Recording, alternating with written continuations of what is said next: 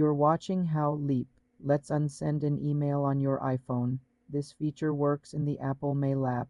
After sending an email, you have a short window to undo. Immediately look for the Undo Send banner at the bottom of the screen.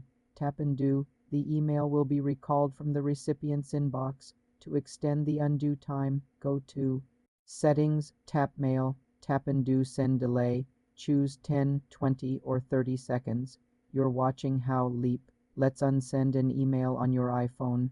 This feature works in the Apple Mail app.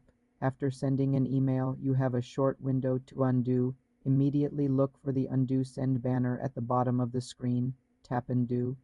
The email will be recalled from the recipient's inbox.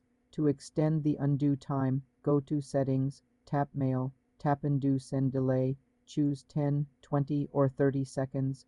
This only works if the recipient hasn't opened the email yet and uses a compatible mail server. For Gmail, use the Gmail app and enable Undo Send in its settings. For more simple tech tutorials, subscribe to the channel.